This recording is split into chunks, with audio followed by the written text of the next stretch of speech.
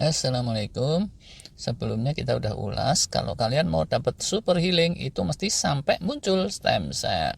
Jadi ya, yang rutin fasting itu laku puasanya dijalankan tidak sekedar demi mencapai autofagi, tapi dilanjut dikit lagi sampai teraktivasi stem cell.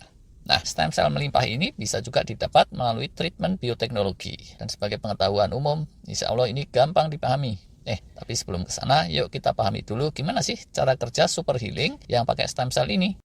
Tubuh kita ini canggih kan ya, canggih dan dinamis. Dari waktu ke waktu, kalau ada yang keganggu atau berubah dari pakem aslinya, dia itu kirim-kirim sinyal, calling for healing, gitu deh. Yang kelasnya itu bertingkat-tingkat, makin umur gitu ya. Calling for healing ini makin santer bermunculan dari segala arah. Kalau sistem healing tubuh kita keteteran, ya udah kita jadi makin uzur, dan makin uzur ditandai dengan makin munculnya marka-marka penuaan, hallmarks of aging yang kemarin kita sudah bahas. Kayak mobil angkotnya Haji Juki gitu deh, beset sana sini, jedar-jedar, ada aja permasalahan. Tapi si juragan angkot tentu ngatur-ngatur prioritas.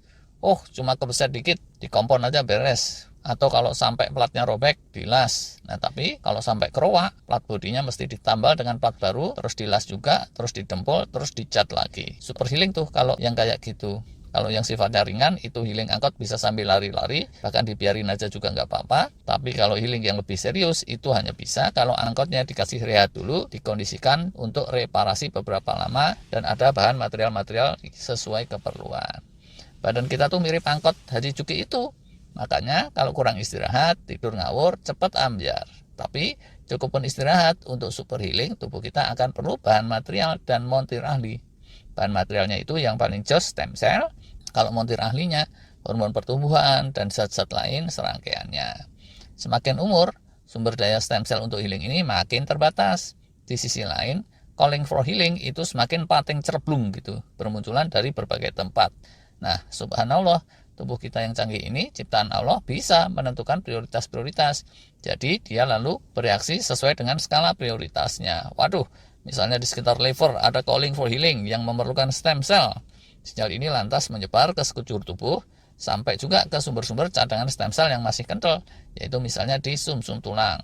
Setelah mendapat sinyal itu, sumsum tulang lalu merilis stem cell-nya, dan berkat persinyalan yang canggih, stem cell yang dirilis sumsum tulang itu lantas dihantarkan sampai ke liver. Kemudian dengan bantuan hormon pertumbuhan dan serangkaiannya, dan kondisi yang memungkinkan untuk healing, di sana stem cell itu kemudian berbiak, membelah-belah diri, jumlahnya jadi banyak, lalu sesuai dengan info genetik yang ada, stem cell itu berubah menjadi sel-sel liver pengganti, dan bagian liver yang semula keruak terus beres lagi, di patching sama sel-sel pengganti yang baru itu, selesailah healingnya.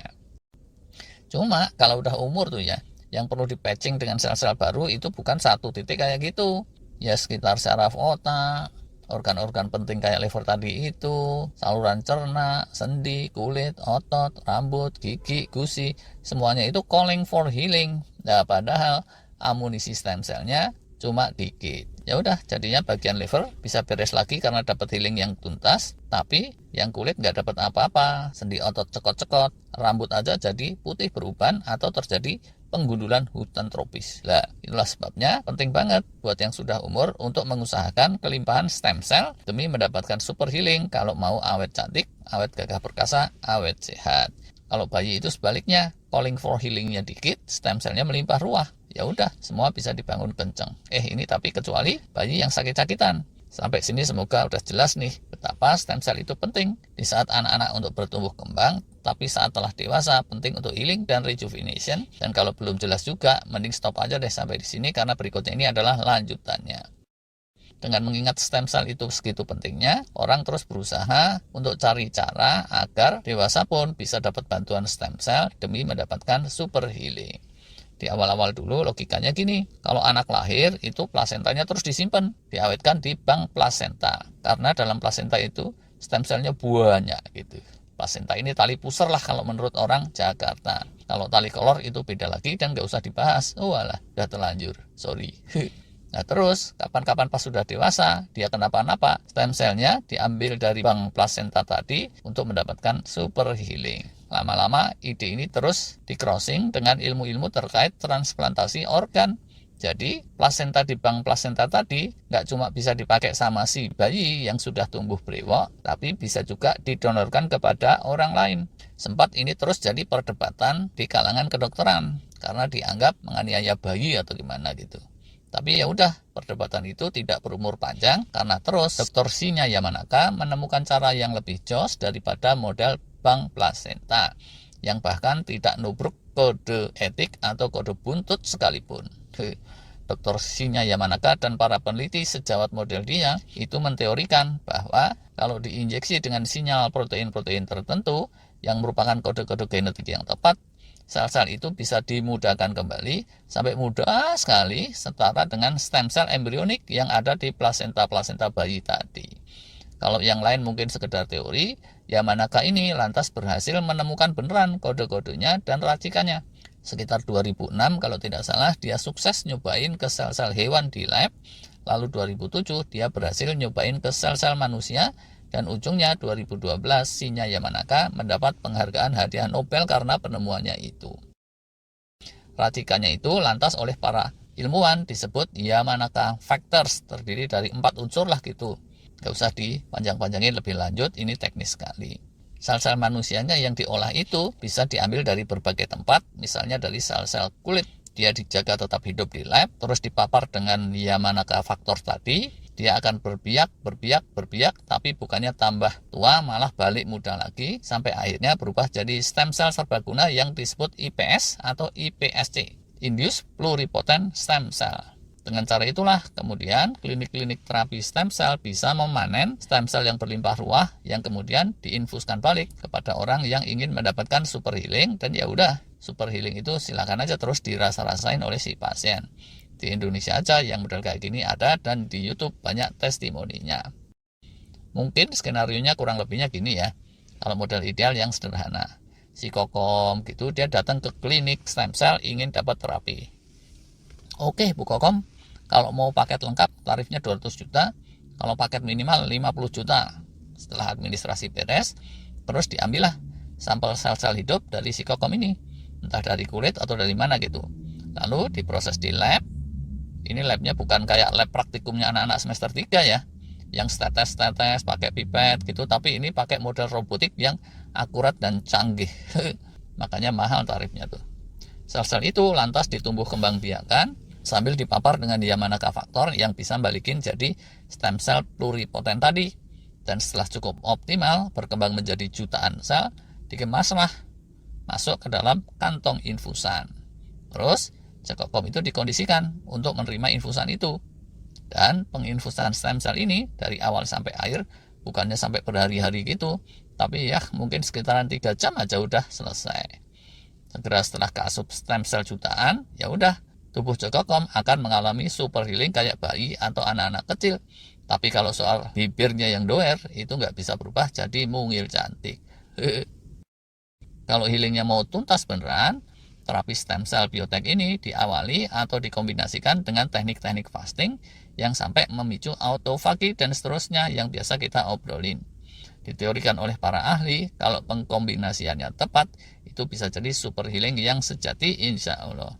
Walau begitu, catatannya stem cell ini kalau keliru-keliru bisa berkembang jadi sel kanker, sehingga di sejumlah negara masih terus diuji klinis, dan di tempat yang sudah dinyatakan legal pun itu takarannya masih agak dibatas-batasi demi amannya. Nah, selain dari sel sendiri, sumber stem cell ini bisa juga didapat dari donor. Detailnya saya nggak tahu ya kalau perkembangan yang terkini, tapi di awal-awal dulu disebutkan bahwa yang paling ideal sumber bibit stem cellnya yang terbaik dari sel si pasien itu sendiri, sedangkan kalau dari donor itu stem cellnya yang diinfuskan tidak disebut sebagai pluripotent atau serba potensial yang sejati, tapi mending kita nggak usah bahas sedalam itu. Terus, selain pakai metode infus yang masuk ke aliran darah secara menyeluruh, mestinya terapi biotek stem cell ini bisa juga untuk super healing dengan sasaran yang spesifik. Nggak tahu sih jauh mana perkembangan biotek ini. Yang saya tahu dicobakan di tikus lab, ada yang untuk peremajaan kulit, disuntikan sekitar kulit, ada yang untuk pemulihan retina, disuntikan sekitar mata, ada yang untuk perbaikan tulang belakang, disuntikan di sekitar pinggul, kayak gitu. Tapi ini untuk tikus-tikus di lab, kalau untuk manusia, walau alam. Apa yang bisa dihealing oleh terapi stem cell biotek ini? Masya Allah. Healingnya itu bisa holistik. Konon beneran kelasnya super healing. Ke paru-paru bisa, jantung, ginjal, liver, saluran cerna, pankreas, otot, sendi, otak, syaraf. Waduh, kalau mesti dirincikan satu-satu bisa sampai 2 hari. Ini videonya belum selesai-selesai. Teorinya kayak gitu tuh nantinya. Kalau yang sekarang silakan aja ditonton testimoninya di internet. Saya pernah nonton nih testimoninya seorang aktor terkenal. Dia cerita ayahnya sudah nyaris 100% di kursi roda, umur sudah 90 tahun lebih, dengan terapi stem cell bisa jak-jak lagi seperti kembali muda. Bayarnya berapa? Ilustrasinya yaitu tadi, paket hemat bisa sekitaran 50 juta, paket mahal bisa 150-200 juta. Tapi kalau di Eropa sana, karena dilakukan beberapa gelombang, total biayanya itu bisa kelasnya sampai 800 juta atau 50.000 euro gitu deh. Atau bahkan bisa lebih dari itu, karena sepanjang treatment itu biasanya didampingi terus intens oleh dokter-dokter yang ahli. Kalau dokter-dokter yang culun dan gak ahli, mending disuruh pergi aja yang sejauh-jauhnya. Walah. Ini sekedar ancar-ancar soal tarifnya, dan yang ratusan juta tadi itu duit semua. Nggak boleh dicampur sama beras ketan. Walah. Kalau yang kelasnya Konglo tuh ya, 50.000 dolar atau euro itu cincai lah ya. Tapi kalau mau yang alami, alon-alon asal kelakon, ya pakai aja metode fasting yang kemarin sudah kita bahas. Gratis malah. Satu hal lagi, hikmah dari cerita ini nih. Sekarang kalian jadi tahu kan ya, ilmu kesehatan holistik yang sering kita bahas, nggak main-main itu. Kalau kalian kuasain dan praktekin dengan disiplin, manfaatnya bisa setara sama treatment biotek yang tarifnya 800 jutaan tadi. Semoga beneran tuh apa-apa yang di-sharing di kanal kita bisa membawa manfaat yang triliun-triliun. Silakan aja nanti kalian pack sendiri kalau beneran banyak benefit dan manfaatnya. Kalau buat saya ya udah biarin aja, cukup aja yang dikaruniakan Allah saya terima dengan sebaik-baiknya, disyukuri. Terima kasih.